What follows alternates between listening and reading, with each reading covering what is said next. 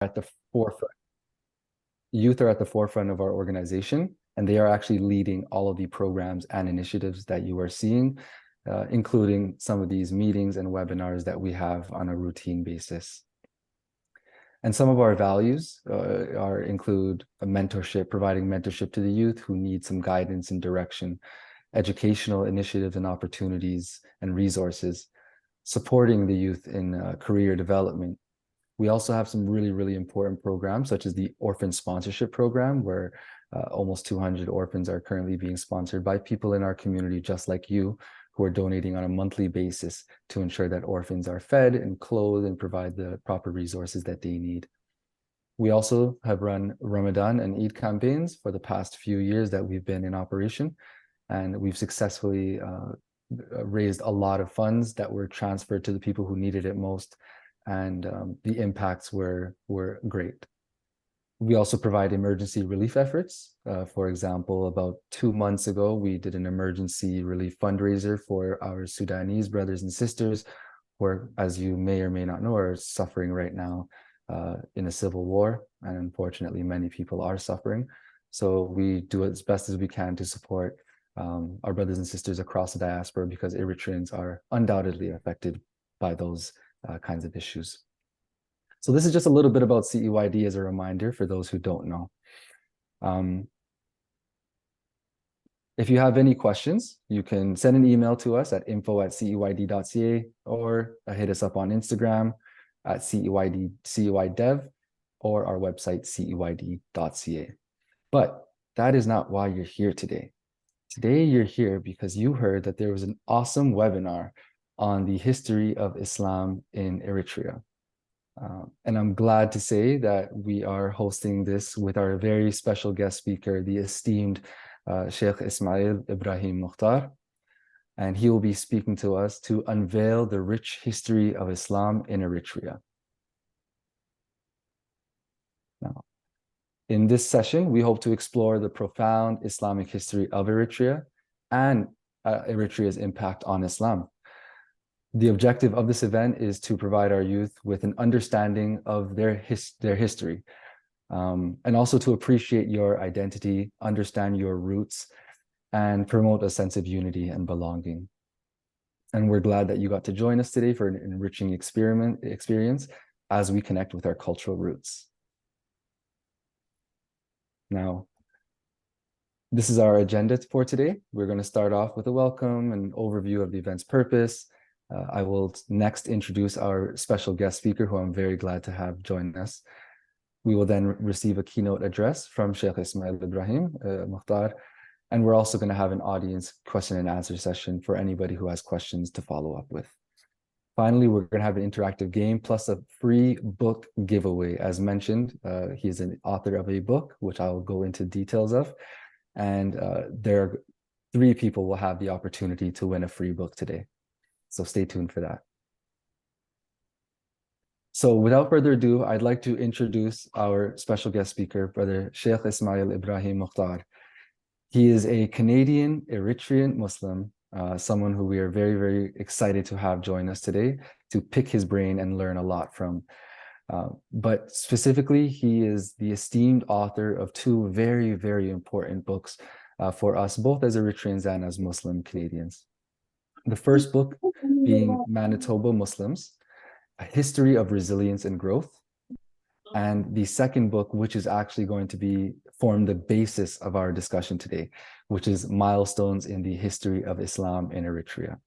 So we are going to be sharing the links to both of these books that are available at friesenpressexpress.com. I'll drop the link in the chat when I can. Or actually, if I can ask one of my colleagues from CEYD to drop the link in the chat to purchase one of Sheikh Ismail's books. But I want to go into a little short biography so you can get to know who it is that we are going to be meeting today. So Sheikh Ismael is one of the key leaders of the Manitoba Muslim community. And for the past 3 decades, he has provided this leadership, and he's been someone who a lot of people look up to because of his extensive and wide-ranging community contributions, He served as the president of the Manitoba Islamic Association. He was the vice president of the Muslim Student Association and also the editor-in-chief of the Manitoba Muslim Magazine. He's a volunteer imam and a counselor as well. As we will get to see throughout this session, and by examining his book, Milestones in the History of Islam, we will get to understand that he is an Islamic scholar, and he's done multiple lectures across the country, across the world, actually, lecturing and writing on Muslim issues. And as mentioned at the beginning of the session, he currently lives in Winnipeg, Manitoba, and he is a chartered professional accountant, in addition to his scholarly knowledge on history. A very, very important point, and something I would like to also dive into a little further today, is that he's actually the son of Sheikh Ibrahim Mukhtar, who was the first Grand Mufti of Eritrea and also a prolific author who has several dozen unpublished texts about a wide array of religious, historical, linguistic, and literary subjects. So without further ado, I'd like to introduce Brother Sheikh Ismael Mukhtar. Welcome, and I'm so glad to have you join us. Thank you very much. Appreciate that. So, the first thing I want to ask you about is, you wrote this book, Milestones in the History of Islam in Eritrea. And as an Eritrean Muslim myself, I mentioned this to you actually when I met you last, about a month or two ago. I never knew anything about why are Eritreans Muslims? Like, I always knew that in Eritrea, it is a country that is inhabited by Christians, Jews, and Muslims, right? But as an Eritrean Muslim, I never really understood why that is or how that came to be, especially as a Muslim, knowing that Islam originated in Saudi Arabia. So I would like to kind of talk to you a little bit about the challenge in presenting this topic, which not a lot of people know about. Can you talk about why this is such an important topic for you to discuss and to write a book about? Okay, thank you very much for the invitation, and I'm very glad to be part of this discussion. For the most part of my involvement with the Muslim community, I have been always working with the youth. Youth coming from every community, from every ethnicity. And I was always hoping to see, a youth group of Eritrean Muslims. And I haven't had a chance to maybe meet with your team or to know about your activity, but I'm really, really very happy to see so many of you, and I'm happy that you have taken the initiative to connect all the youth across Canada to help them make the right choices for their future, for their career. So thank you for the good work that you're doing. Keep it, and may Allah bless you. Now, going about the history of Eritrea, I guess the first thing I'd like to say is that, people think of history about, something about the past. So somebody might say, why do I need to read history? History is something that's gone, and it's just about events that are over, and it's about dead people. So I might just focus on today and the future. Now, the problem with that is that today is the child of yesterday. So we will not be able to understand today, and we will not be able to plan for the future without knowing the history and without knowing where we come from. So according to history is definitely a very relevant and important topic. So in terms of Eritrean history, now the reason or the main purpose of writing this book, on at least on my part, is the lack I saw in English language of one book that talks about this history. Now, I know many of you are interested to know about the history, but if you were to try to get a reasonable understanding of this history, probably have to go and research about 10, 20 books, and that might not be even enough. So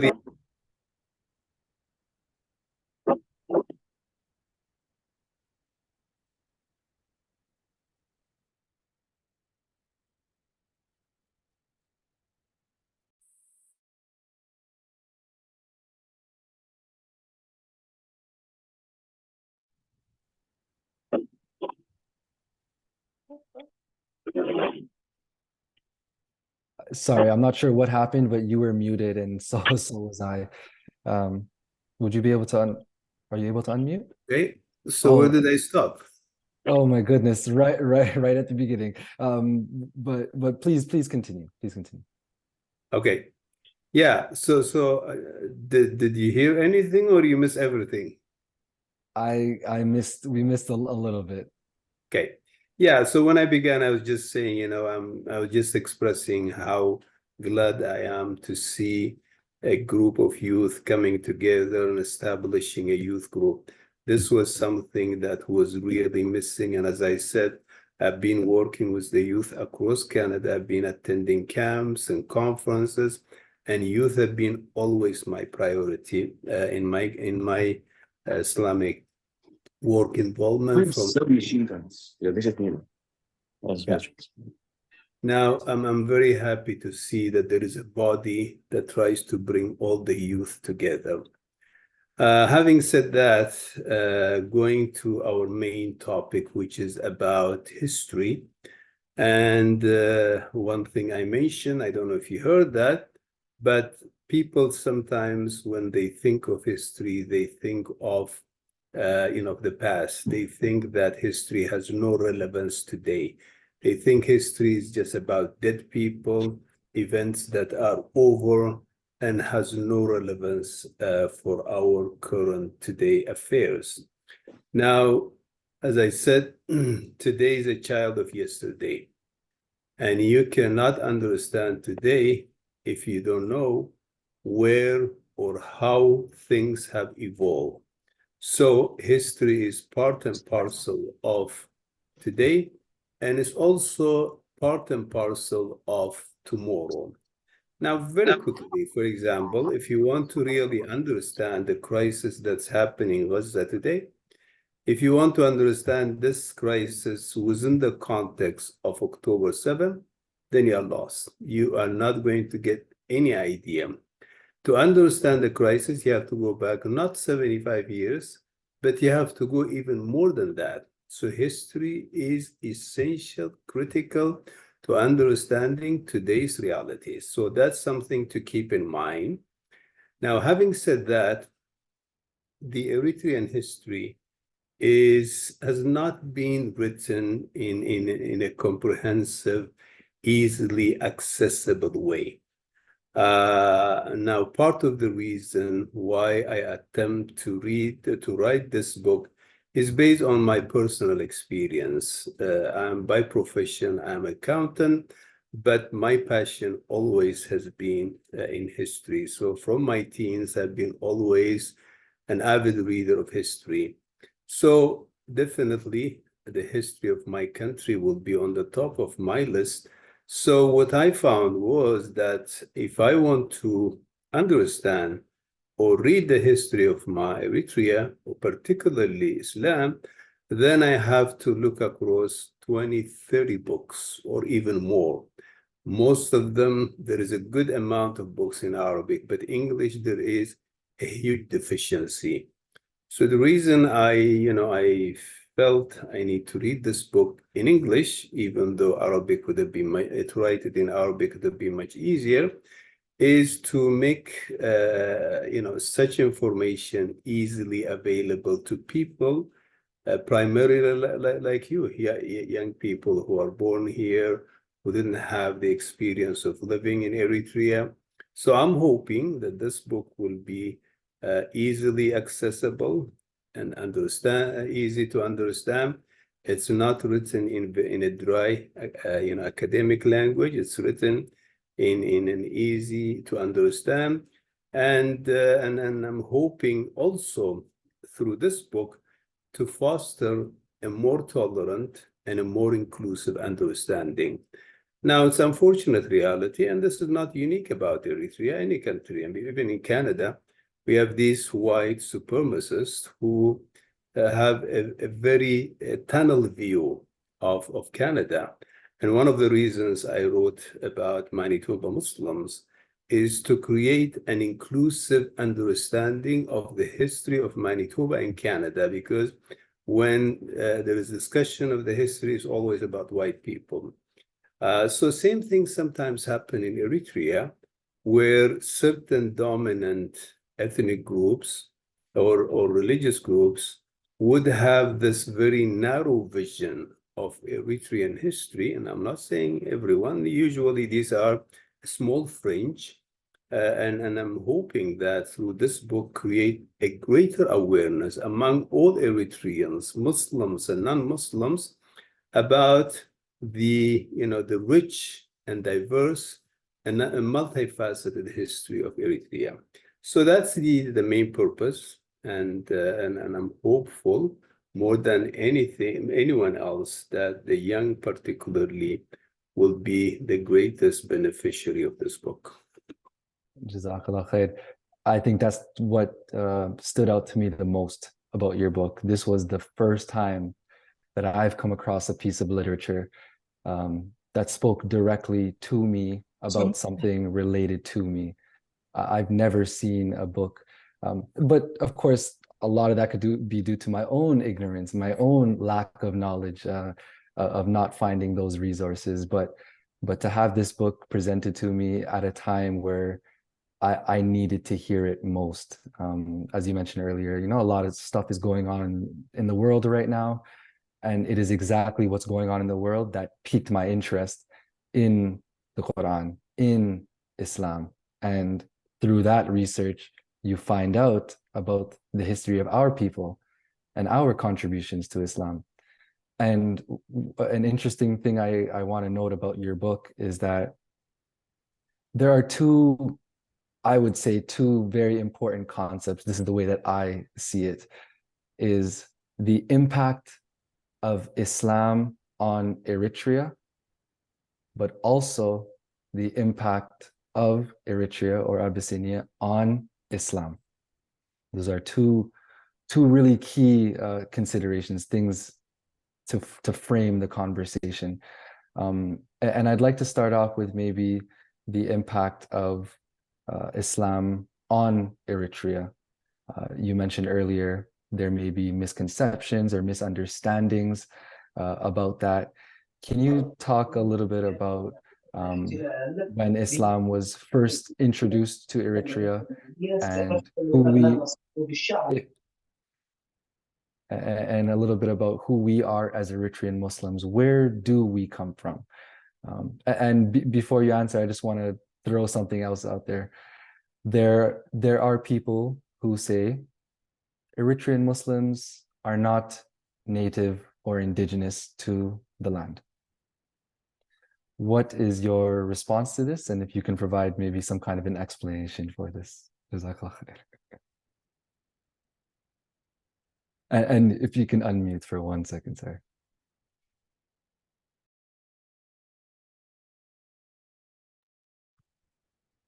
Yeah, I guess if there is anyone who says that Muslims are not indigenous to Eritrea, then I guess the question is, who's then indigenous? Now, let's look at the history and let's look at the two main faiths that shape the Eritrean social, religious life, basically. So Christianity and Islam were the two main faiths that really shaped Eritrea as we know today, okay? So when and how did Christianity come to Eritrea? So as we read from history, Christianity was introduced to Abyssinia in the 4th century. 400 years after Prophet Isa, Prophet Jesus. So you can see, how long it took for Christianity to arrive. And it came with two young Syrians who, happened to be kidnapped when they were in the Red Sea, and they came into the service of the son of the king of that time. So a long history. So this is how Christianity came to Abyssinia, including Eritrea and Tigray, basically. Now, in terms of how Islam came, Eritrea was the first country after Mecca to receive the message of Islam, because 5 years after the prophethood of Prophet Muhammad sallallahu alaihi wasallam, the first wave of immigrants, when they migrated before Medina, before any place, the first place they landed on was Eritrea. So the message of Islam came to Eritrea on the 5th year of the prophethood of Prophet Muhammad sallallahu alaihi wasallam, and it came with the wave of migrant, first 15, then 81, then 53, and so on and so forth. So the association of Eritrea with Islam was the earliest, more than any other country, and that's something Eritreans, feel very proud about. So both religions, Christianity and Islam, came through migrants who came to Eritrea. So that's speaking from the religious perspective. Yes, Christianity was there before Islam, as paganism was there, but the fact remains that human interaction, human migration, this notion of pure race is a myth, okay?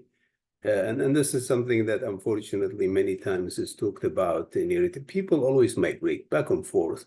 People have been migrating from Arabia to Eritrea.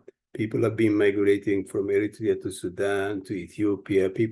So there is a cross migration, and throughout history, basically people have been, the human race have been, intermingled.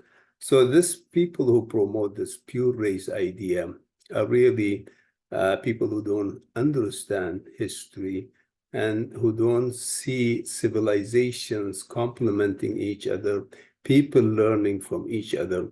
So that's in terms of this notion of, the Muslims are not indigenous. And if you want to talk ethnically, the Hamites basically are the people who inhabited Eritrea after what's believed to be the indigenous, which is the Kushites, which is now I guess they are the smallest segment of Eritrean society. So the Hamitic race made up of the Sabo, the Danakil, the Bija, and so on and so forth.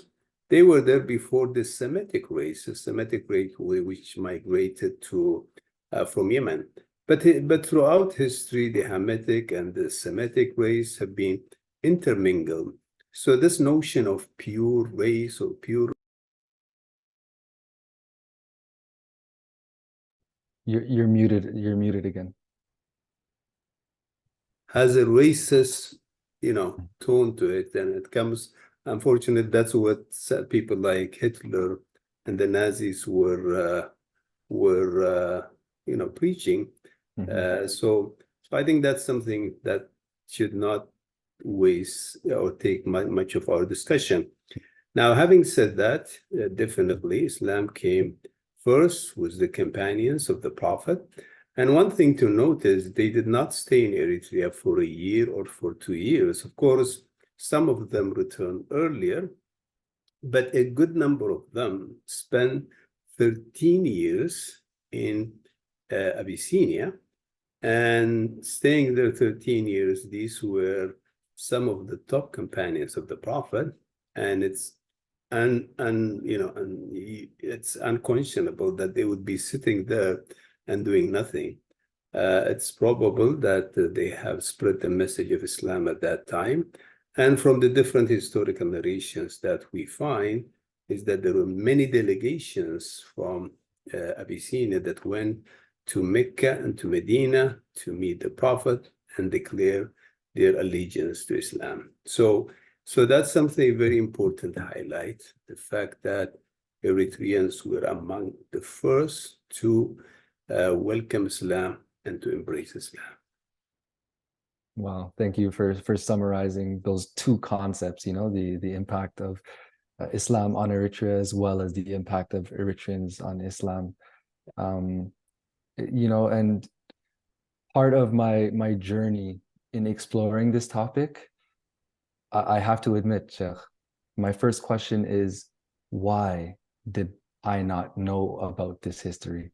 Why do many of us not know about this history? Because you would think that these contributions are something that would be widespread and well known in the Muslim community, especially being the first people outside of Mecca to accept Islam. The importance and the significance of that. What are your thoughts on why this is not well known? Is this purposeful suppression? Is this ignorance? What is the driving reason for why people don't know this important piece of Islamic history? Part of it is, I guess, war, unfortunately. Eritreans have been struggling to survive. They left their country because of the war that went on for 30 years.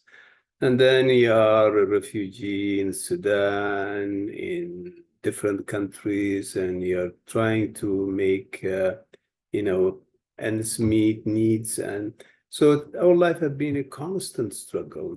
And with that constant struggle, the last thing you think about would be, talking about or discussing historical issues. So we've been living in a survival mode for a long time. And also there was a suppression element. The Haile Selassie regime in Ethiopia was known to be a very sectarian regime. Definitely Haile Selassie was not as blatant as his predecessors, such as King Johannes, who tried to forcefully convert Muslims to Christianity. This was a very dark chapter in the history, and many people lost their life. Many people ran away. Many people basically were forced to renounce their Islam, at least verbally. So, but Haile Selassie was not like King Johannes. He was somebody who would say, this the religion is personal and the country is for everyone. But the policies of Haile Selassie was very repressive and to Muslims in every respect.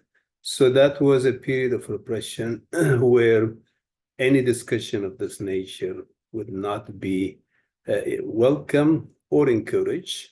But again, war and displacement was really a major factor. And I guess communities like us, because even today you can see people scrambling to just survive in Sudan, in Djibouti, in Yemen.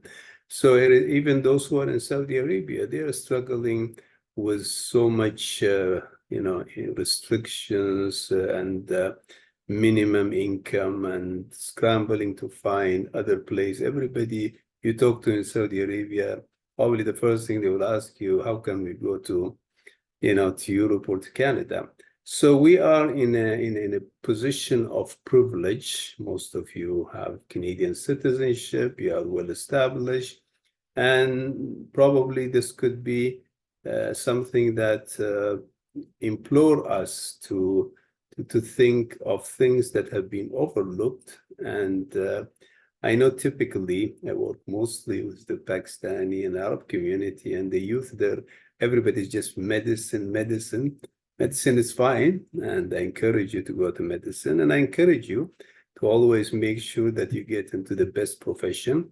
But going to studying humanities and history, that's something that people don't think of. So I do encourage young people to go into humanity, to history, but don't go to a bachelor. If you're going to a history bachelor, you'll not go anywhere, but go with history to a PhD and be a researcher, be a writer, then definitely, we can explore more, we can write more, so on and so forth. Yeah.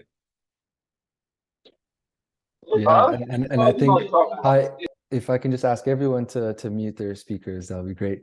But Sheikh Mukhtar, I think Sheikh Ismail, that is the importance of having you speaking here. I think that your presence alone and the knowledge that you're sharing is inspiring people. I can't say I'm going to become a historian and change my career path. Who knows? Inshallah, maybe only Allah knows what will happen, right? But for sure, there are many who are inspired. And I definitely love to ask about your experience and what it's been like since you released the book. I personally know in the circles I've been around, just everyone's buzzing about it from the Dalil conference until now. We're constantly talking about it, breaking down what we read in your book. Before we continue about the actual history, just tell me a little bit about your experience as an author, releasing this book as well as the Manitoba Muslims book. Do you see your impact? How does it feel knowing that your words are having this impact on people like me? Yeah, I mean, I guess in terms of the first book basically releasing that book was in a way it took a pressure off my back because I've been involved in this community for a long time here in Manitoba. And one thing I found was that the elders of the community were, passing one after the other, and history was being lost. And I always felt this sense of urgency that, with my knowledge of the community and being at the leadership of the community, I have to do something. I have to write something because all these new people coming, they have no idea about the history of Muslims in this province. So that led me to write the first book. And I think with that also, I myself came to discover that there was a chapter of the history of Muslims in this province that nobody knew about. Now, similarly, also with the Eritrean history, as I mentioned, one of the struggles that I found was I cannot find one book that would provide me a comprehensive idea, okay? So, for example, I could look at the book of Spencer Termangham, Islam in Ethiopia. Now, he mentions a little bit about Islam in Eritrea as part of his book, but still it's short in many respects, number one. Number two, also, some of the assertions that Westerns make about Islam and Muslims is somewhat, superficial in a sense that they don't have full access to the original sources of Islamic history. And also there is some bias, Islamophobic bias, colonial bias. So when you add all of that, you see that there is a vacuum here that need to be filled. So my hope is this is a beginning, and I hope others will also follow and do more research. In terms of the reaction of the community, definitely has been very positive, but we still need to do more to create more awareness. And I've announced many times where people can find the book, but still people keep asking, where can we find the book? The book is available at Amazon and other outlets. Yeah. Absolutely. And for those who are interested, I just dropped the link in the chat where you can access both Manitoba Muslims as well as Milestones in the History of Islam. We have to support our brother and not just support him, but this is an important part of our identity. So Jazakallah khair. Thank you for sharing your experience. Is there something you wanted to say about that? Yeah, if I may add one thing also, Yeah. one thing you could do, which might be even much better than going through the Amazon, Just survey in your own communities how many people are interested, and then contact me, and I will arrange through the publisher to send those copies directly, and then you can transfer the funds to me. 'Cause some people in some communities in California have contacted me, UK, and I directly made the order for them. They just told me we need 50, we need 100, whatever they need. And they get them directly to the address of one person, and then they take care of spreading it. I think it's more cost efficient if that's something you find interesting. Absolutely. So in addition to this link, we are going to be accepting cash donations or e-transfers to CEYD for discounted books. And I'm going to show you guys that later on. So thank you for that. Now, going back a little bit into the history, there were some very important names that you mentioned. You mentioned King Johannes, you mentioned Haile Selassie. This is, of course, later in the history of Eritrea. But of course, also Negashi. These are all prominent, big-time leaders and influencers. Whether they had positive or negative influences is up to those to judge. But can you talk about the leadership of Negashi and how it was described by the Sahaba and why it's important to know about this person? Okay, Najashi is an amazing personality. Now, there are a few things we can say about Najashi. First of all, the Prophet ﷺ, when he told the companions to migrate to the land of Abyssinia, he said that this is a just ruler, that no one under his governorship would be treated unjustly. So that's a very important testimony coming from the Prophet, describing how this ruler was a just ruler. And that was one of the reasons why they migrated to Abyssinia. Now we see, we see that clearly when the Meccans tried to convince the king by bringing gifts and bribing his advisors to force those migrants to return to Mecca. The Najashi said, no, until I listen to them. Now, there was no comparison between the Meccans and these migrants. They did not have the same financial clout and so on and so forth. But Najashi still insisted. He said, I will not pass a judgment. His advisors were telling him, just kick them out. He said, no, I have to listen to them. And that's when he listened to them. He appreciated and came to understand their position as Muslims. So first of all, he was a just ruler. That's number one. Number two, of course, all Muslim historians, all books of hadith, they all unanimously state that he became a Muslim, even though he did not declare it, because the country was predominantly Christian, and that could have implications. But they all unanimously agree, and this is mentioned in the most authentic books, such as Bukhari, such as the Imam Muslim, and also books of hadith. So for Muslims, this is basically a given fact. Of course, there are some Orientalists who question that, but their questioning is a conjecture. There is no evidence they can rely upon. So now the other thing is that the Prophet made Salat al-Ghaib, which is the Janazah prayer in absentia. He has not done it for anyone other than Najashi. No companion, no one else. The only person who had the honor of having the Prophet do the Janazah in absentia was a Najashi. And that's why there is difference of opinion among the scholars today. Can we do Salat al-Ghaib, which is the Janazah prayer in absentia? Now, some scholars, or many scholars, are of the position, no, that was unique for a Najashi. It cannot be done for anyone else. And there are others who disagree and say we can still do it. So the key point is the uniqueness of Najashi.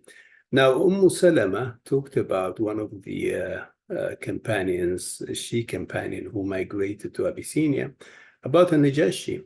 And she talks about how he welcomed to them, how kind he was, how he respected them, how he treated them, in an amazing way. And accordingly, in all the Islamic writings, you find a lot of regard for a Najashi, to the extent that it's said that the Prophet ﷺ one time received a delegation that came from Abyssinia, and there were lots of delegations coming from all over, but the Prophet treated them specially. He said, I shall serve them myself. And the companions told him, we'll take care of them. He said, no way, I will take care of them, because these people have honored my people. These people have honored my companion. So definitely, Najashi is outstanding. He was ahead of his time. He was open-minded, tolerant, just, and fair king. Sounds like a good role model for a lot of us, right? Definitely. And definitely somebody that should be spoken about, and is why your book is so important in diving into this history and unraveling this history. But also one thing I should mention, he was also a refugee like us. Yeah. Meaning that there was political crisis in Ethiopia, in Abyssinia at that time. So he was forced to migrate, or he was basically forced to leave Abyssinia, and he spent some time in Arabia, and they say that he was fluent in Arabic. So there's some resemblance, some similarity to our situation, that he was also refugees. And that links back to what you were saying before, and the importance of understanding history, right? You said today is the child of yesterday. Yeah. Yeah, today is the child of yesterday, certainly. So, next thing I want to talk about is the evidence of Islam in Eritrea. Can you talk to us about some of the historical evidence structures that exist until now in Eritrea that show the history of Islam and how it came to be spread in Eritrea? Yeah. Islam spread, of course, across Eritrea. And perhaps the only region where Islam did not spread as much is the highlands of Eritrea. So even in highland of Eritrea, Islam did spread, and that's where you have the Jaberti communities, very thriving, strong Muslim community. But the majority in the highlands of Eritrea are Orthodox Coptic Tawahid Christians, but other regions of Eritrea are predominantly Muslims. Having said that, the area where there was a greater Islamic revival or Islamic activity was basically Massawa, Dahlak, the coastal areas. That's where you had an established entities. So Dahlak was first. Dahlak had the civilization, had an autonomy, had its own sultans. So a well-established sultanate that lasted for centuries. Now, unfortunately, it was ravaged by the Portuguese when they invaded Dahlak. Now, today we have remnants of that civilization, and these are, what they have in the funerals. So in the past, in the funerals, they used to write the name of the person who's dead, a little bit of their history, and so on. So there are many pieces of those funerary stelas. Unfortunately, they are spread across the world. Because colonizers, one of the things that they do, and that's a struggle many African countries are having today, is they steal the historical monuments of the country. So a large section of these funeral steles are across the world, even as far as Bombay, some of it UK, in many, many countries. So these ones, they tell us something about Dahlak, that's people, where they came from. And so we do have some information, and there are a few Western writers who have taken interest in this topic, and they have written did some research, but still there is a lot to be learned. But definitely Dahlak has had a lot of history. Massawa is another one. Massawa, Hargigo, this was the center of an amazing Islamic basically entity. Hargigo is the capital of the Naib dynasty. Massawa was a thriving, one of the most important ports in Massawa, in the Red Sea. Now, of course, you go to Massawa, there is a little bit of history, but the unfortunate thing what happened in Hargigo and Massawa is the residents of both cities basically have been forced to leave. So most of the Hargigo basically does not have any existence today, even it used to be a capital. So what you have here is basically history that has been wiped out. People have been, because whenever people leave a place, they take their history with them. So that is another unfortunate chapter. But you have a book like Dr. Jonathan Miran. He has written a book about Massawa. I think the Red Sea Citizens. It is a good book. If you guys have a chance to read it, it talks about Massawa, the history of Massawa, the culture of Massawa. And there are also a few other books written by Italian authors. So those areas are rich in terms of Islamic history, because they were the earliest to accept Islam. But still, you have the different families who have done a lot of da'wah work. In the highlands, you have the Kabira family. You go across the western Eritrea, also many families and many people who were revered, who did a significant, or who made a significant contribution to Islamic history.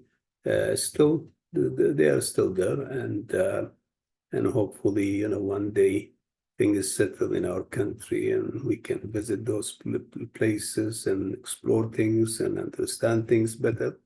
And as I mentioned in my book, there is a mosque or a place of worship in Massawa that people believe was the first place the companions landed in Massawa, and known as Masjid al-Sahaba. So yeah, there are different places and traces of that history. Yeah, and it sounds like a big challenge is getting this information from different places, a challenge for you in creating this book, of course.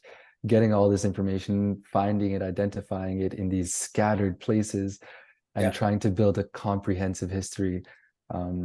It certainly sounds like a very, very challenging thing to do. You mentioned a book by Jonathan Miran. Yeah, I'd love to take note of that. Miran? Miran. So Jonathan Miran has this book, Red Sea Citizens, and he also have a research paper. I think it's called Historical Overview of the History of Islam in Eritrea. I think so. It's around that title. It's a good research.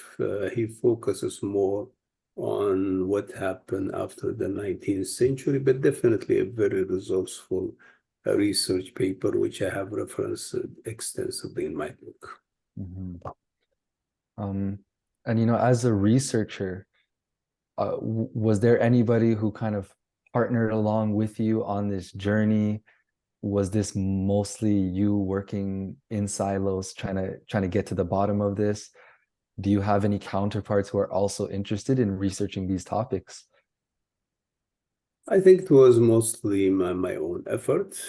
it took a while to explore all the different resources, all the different material available outside.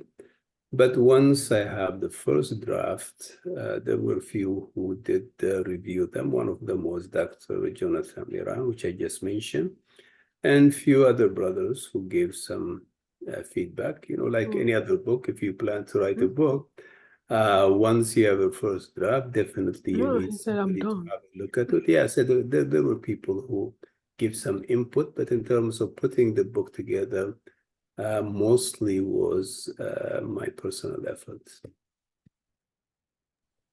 Yeah. I commend you for that, by the way. But what do you think are going to be some of the challenges in continuing? You mentioned this is only the beginning, right? But as you know, our country is going through some tough times and has been going through tough times for a while.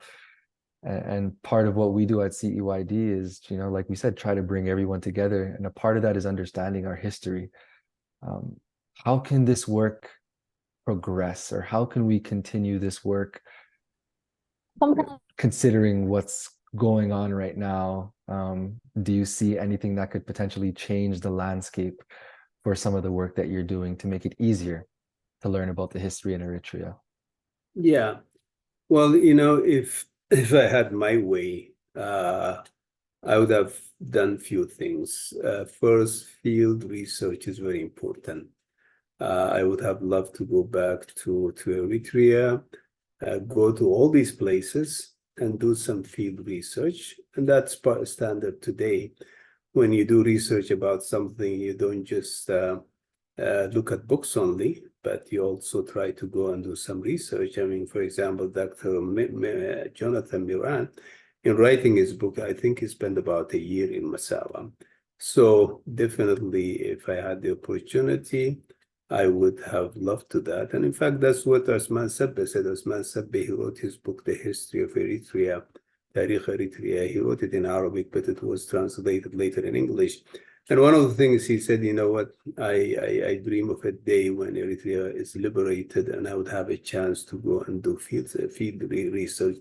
So yeah, that was something definitely that would have enriched the books. Another challenge that you have in writing Eritrean history is that Eritrea was under the rule of the Ottomans for many, many years. The Portuguese occupied Eritrea for some time. You have then the Italians who ruled Eritrea for 50 years. So there are references available in Turkish language. I don't know how deep they are. There are research available in Italian. Italians, in fact, have done a lot of research. Even some of the translated books to Arabic were very, very resourceful to me. So if I had my way, definitely exploring the Italian references and also exploring the Turkish references, that definitely would have provided more insight because my focus was on the two languages I know the most, which is Arabic and English, and a little bit of Tigrinya, whatever is available in Tigrinya, and a little bit of Amharic, whatever was available in Amharic. So given the long history of different powers taking control of Eritrea, to really have a deeper analysis or research, exploring those sources is very important. And also at the same time, as part of the field research, Eritreans are spread now all over the world. And some of them have taken whatever books that their parents had, because there are many books that are written by Eritreans that have not been published. So reaching out to those families, interviewing, elders who are still alive, who are languishing in refugee camps, a lot of information can be extracted. So hopefully, any young person amongst you want to pursue this further, I'm just giving you hints on how to go about and explore more areas. Absolutely. to take advantage of the wisdom that we have while it's there. And I know that you have been very forthcoming in saying you want to be that resource for Eritreans. You were open to me, you were open to our organization. And for everyone who's listening, please understand Sheikh Ismail is open to talking to you and breaking it all down. So Jazakallah khair for that. If you don't mind, I actually want to ask something that's a little more personal, but I feel like it is relevant. I mentioned when introducing you that you are the son of Sheikh Ibrahim Mukhtar, who was the first Grand Mufti in Eritrea, an extremely important and significant position. And I would be remiss to avoid, I would hate to avoid asking you the influence that your father has had on you as a scholar, as an imam, as a historian. Um, I assume he had some kind of impact on you considering where you are now. Can you talk a little bit about that? Yeah, I mean, definitely. I mean, for those of you who want to read about my father, there is a website called mukhtar.ca. Mostly it's in Arabic, but everyone is definitely inspired by their families and by their parents.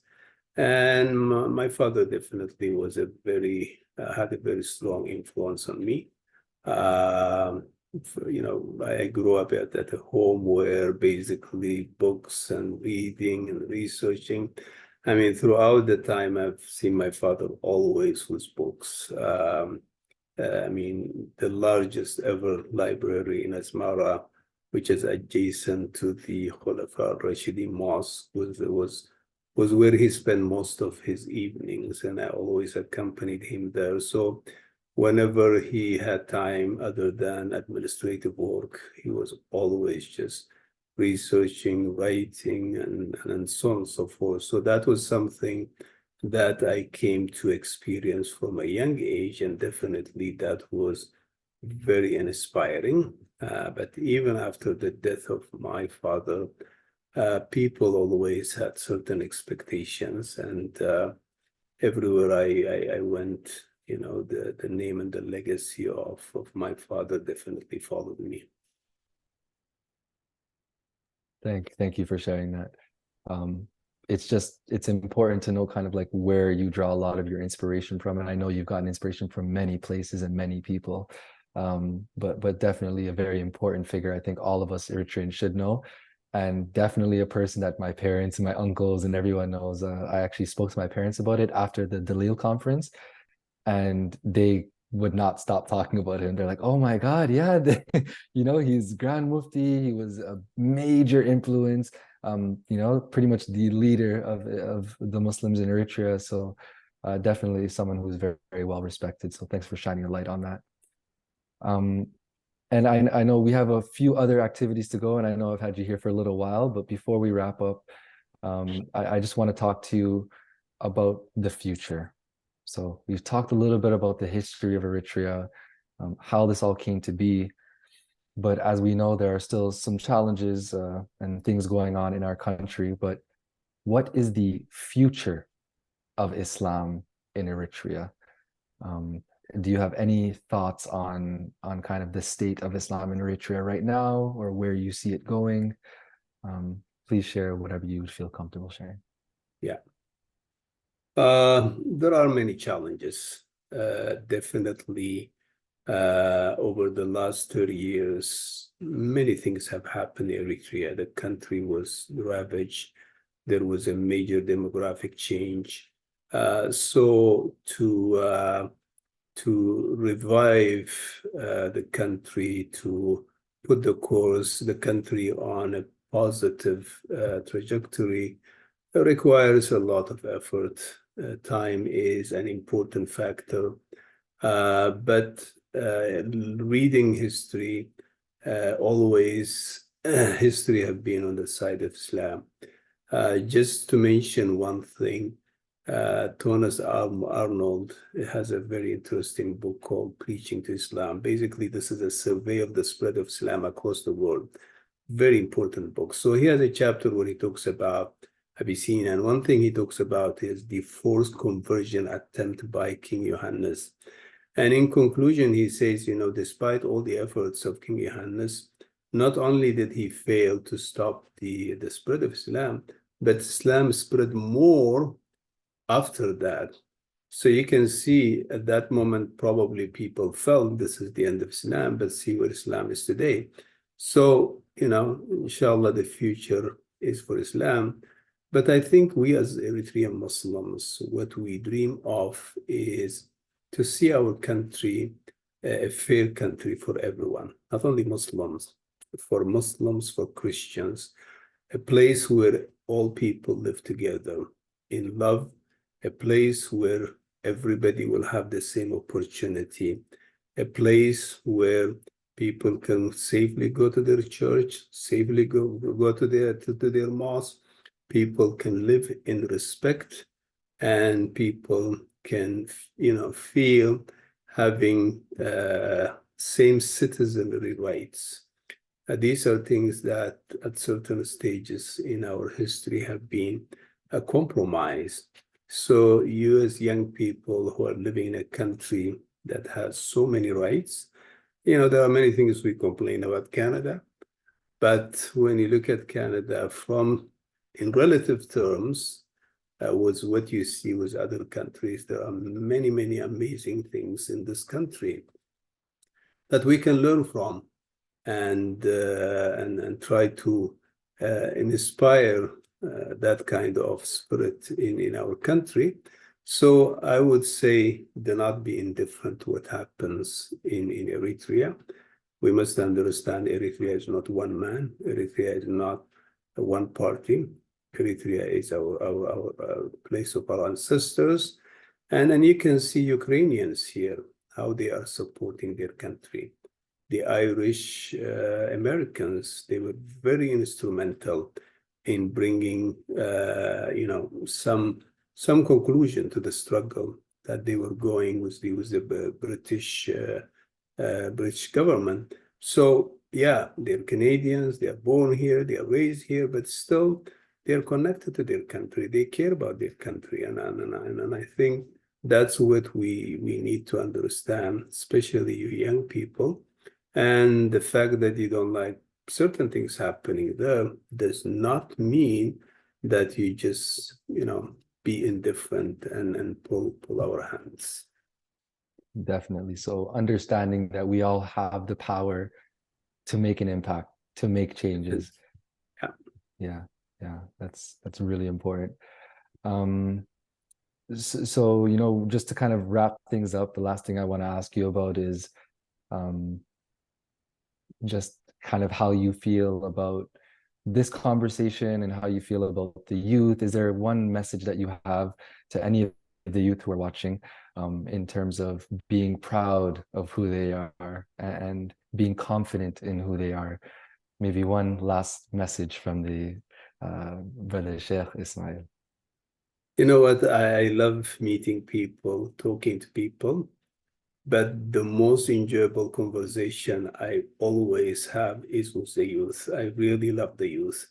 I see the future in the youth, and I always hope every success for the youth. And as I said, I've been working with many youth, and many of them are grown up now. They have their families, they have their children, and I always had study circles for the youth, even today. So my relationship with the youth have been always very, very important, and I always give it a priority.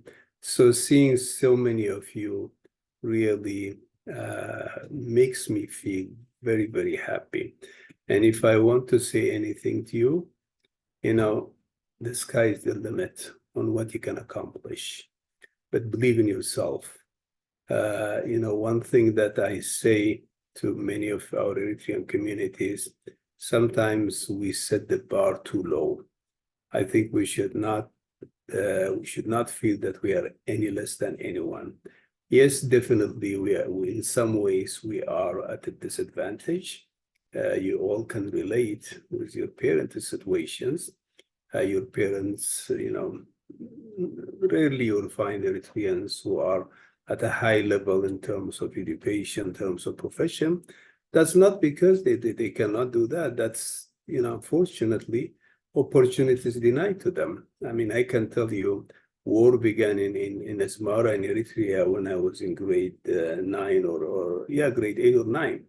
My generation is a grade 8 generation. Most of them, they left the country, and it's only few who had the opportunity to study. So what I can say to everyone who is here, you are a generation of opportunity, and really aim high, aim big. Do not, do not plan to be a mediocre. Do not plan to be living on minimum wage. I always say to young people, aim to be somebody with deep pockets, meaning rich. Aim to be somebody with big brain, meaning somebody who's knowledgeable. Aim to be somebody with strong muscles, meaning physically strong or physically fit. And aim to be somebody with a big heart, somebody who cares, somebody who loves, somebody who is humble, somebody who is devout. So inshallah, you can achieve that. But believe in yourself and think big, aim big. Do not think average. Live in a mindset of thriving. Do not live in a mindset of surviving. Jazakallah khair. I have nothing else to add to what you just said. Sheikh Ismail, it was a pleasure to have you. Definitely the first of many conversations, inshallah. Looking forward to connecting with you. And I think I join everyone in saying thank you for sharing your time with us today. Jazakallah khair. Thank you very much. It was my pleasure. Okay, take care. Stay tuned, everyone. We are going to be continuing with our program. And just give me one moment, because we do want to promote Sheikh's book. And right now you can get yours at a discount. And I'm going to go ahead and share some of this information with you.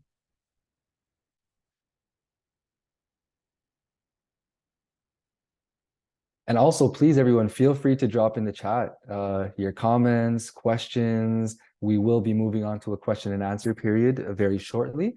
So I'm calling on anyone to either raise their hand, drop a question in the chat, and feel free to ask a question.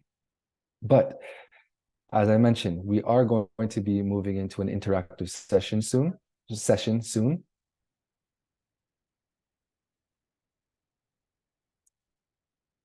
And before we do that, just a reminder that right now, Sheikh Ismail's books, both of them are on sale. And to purchase your copy, you can send an e-transfer to donate@ceyd.ca. You can e-transfer $40 to get your paperback copy, which will be delivered to anyone in the GTA area. So once again, if you are interested in purchasing your copy at a discount today, you can send an e-transfer to donate@ceyd.ca. I'll ask one of my CEYD members to actually drop that in the chat. Thank you so much. So as we mentioned, this whole conversation was really surrounding the book Milestones in the History of Islam. And I think we all got a really good insight into what the book is about and why it's so important as Eritreans to learn about our own history. But of course, this is just an introduction. There is so much knowledge to soak up, and that can only be received through this book. As Sheikh Ismail said, this is the only comprehensive history of Islam in Eritrea that exists today in English language. So very exclusive book, an important piece of literature that we should all have on our shelves. So please consider purchasing this book by sending an e-transfer to donate@ceyd.ca, and you can send $40, and in the comments, you can type in for the book or for Milestones in History of Islam or for Sheikh Ismail. Just indicate that it's for this book. Okay. So moving on to the next portion, we actually want to test your knowledge. So it's time to test your knowledge, guys. A lot was discussed in this conversation, and of course, a lot is jam-packed into the book. But for a chance to win your free book today, there will be 3 individuals on the call right now who could win their free copy of the book. All right. But in order to win, you have to join this online quiz. It's going to be a fun interactive quiz with a few questions for you to join. And the top 3 contestants with the highest score are each going to get their free copy of Milestones in the History of Islam in Eritrea by Sh Ismael Mukhtar. So in order to join the game, I'm going to ask you all to click the link that's in the chat. Brother Muhammad Shokai, if you can please drop in the chat the link for the game. And also, for those of you who are not aware, he dropped the email to donate your e-transfer for the book. All right. So donate at ceyd.ca. So please check the meeting chat for everyone who's on their phones right now and click the link and type in the code 215102. Once again, guys, to join this game and to get a chance to win a free book, click the link that's in the chat and put in the code 215102. All the details are there in the chat for you to see. We'll give you a few moments to join the chat. And in the meantime, feel free to get a drink of water or stand up and stretch it out a little bit. We'll give you guys about 1 minute to join the game. Thank you.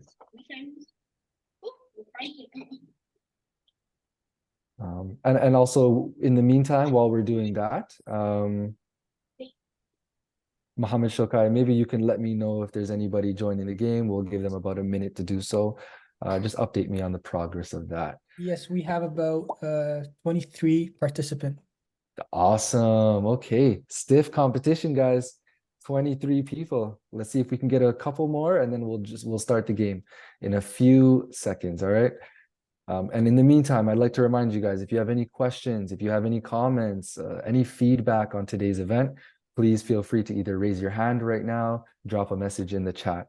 I'll read some of the messages that came through, and then we'll start the game. So we see Brother Abdullah says, MashaAllah, keep it up. Brother Mustafa Kiar says, Jazakallah khair, Sheikh. Osama says, Salam, everyone.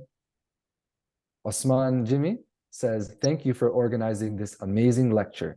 And thank you for sharing your knowledge with us, Sheikh Mukhtar. I bought a copy and I can't wait to read it. Oh, Sheikh Mukhtar, there you go. We got our first sale, man. Very, very interesting book. I have a copy myself and I'm making my way through it. So excited to have this book on my shelf and add it into my collection, and interested for the conversations that I'm going to be having with people in the future, now that I'm equipped with the knowledge. And Osama says, for those participating in the game, write your full name so we know who you are, because we're going to identify you later on, of course. And Brother Abdullah says, can you invite next Brother Sheikh Faid? Oh, absolutely. Dr. Faid is a very important person, someone that we wanted to discuss this same conversation with. But of course, there's a lot more that we can learn from him as well. Thank you for the suggestion. We would love to have the Sheikh Faid join us. And inshallah, we will do our best to reach out and make that happen. Muhammad B says, this was a great lecture. We all enjoyed the discussion. Thank you, CEYD and the team. Muhammad B, thank you for joining us. So glad to have you. And we appreciate your comments. It means a lot to us. So one more time, Muhammad, let me know what's the progress on the game, how many people we got signed up. I think we might be ready to go soon. Yeah, in fact, we are ready. We have 30 people. 30, wow, 30 people. Okay. All right, guys. So the game, of course, we're not going to be showing it on the screen. Those who are playing the game, you're going to be seeing the game. So Muhammad, you can join on the microphone and let them know when they can start the game. All right. You may start now.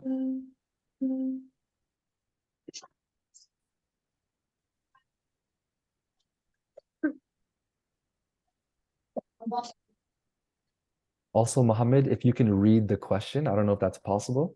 Maybe for people who are not playing the game, they can think about it. If it's possible.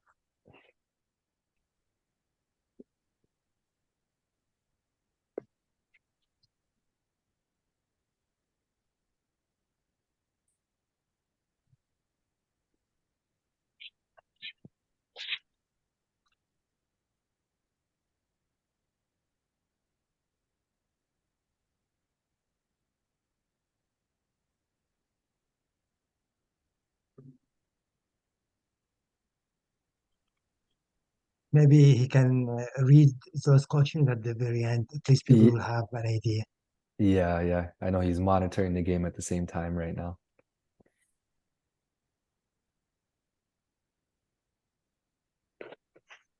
And for those of you who are not playing, remember you can purchase your book by sending an e-transfer to donate@ceyd.ca.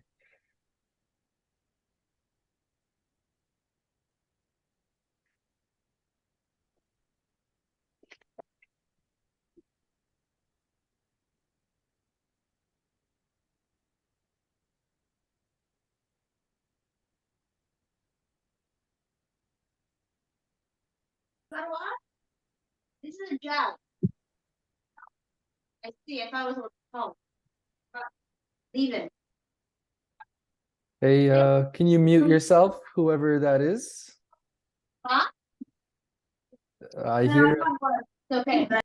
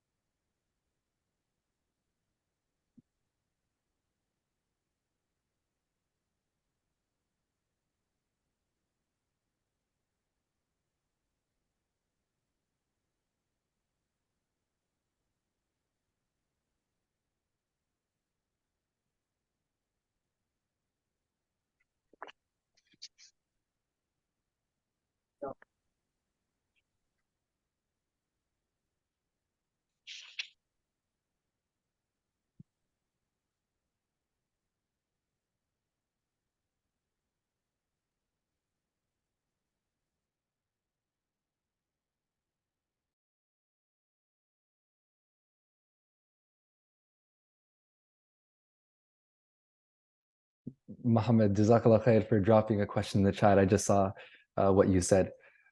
So a question for those who are not playing the game right now, who might just be watching the screen.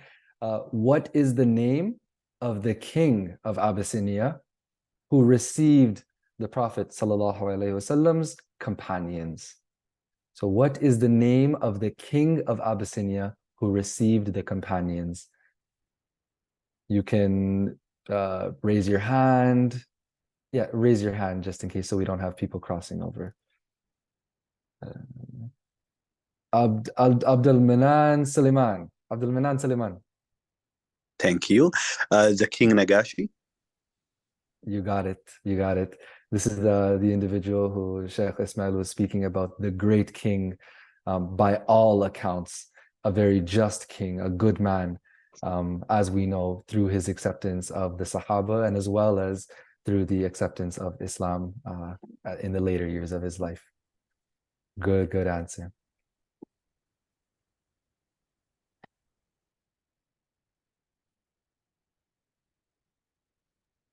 I see someone dropped in the chat, Ashama ibn Abjar, also known as Najashi. Yeah. We got some fast clickers in here, mashallah. Fun game. Yeah, I always lose these games, AY. So don't feel too bad. Inshallah, you did okay.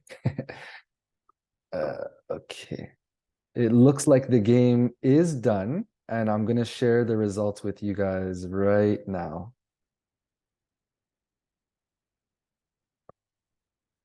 And for those who were not playing, there were multiple questions, not just one question. So let's see. Okay, so we got our first winner. Actually, sorry, our third place winner, who is Abu Shahab. Abu Shahab, are you on the line right now? Abu Shahab, who played the game, are you online right now? Oh, yes, I guess that's Abu Shahab. I think Okay. he is here, but Yeah, he yeah. can't. Yeah, he said yes in the chat. Wanted to say, Mabruk, congratulations. You won your free copy of the book. Can you please send a private chat right now to Jamal, CEYD. So one of the contacts here, you can just go to your It's chat. better to send an email info@CEYD with his address and his contact Yeah, information. that's even better. Thank you. info@ceyd.ca. Abu Shahab, I dropped info@ceyd.ca. Send an email to us with your address details, phone number and address, and we'll get that book to you as soon as possible. All right. So that's our third place winner. Mabruk, congratulations. Second place winner is Muna Idris. Muna, are you on the line right now?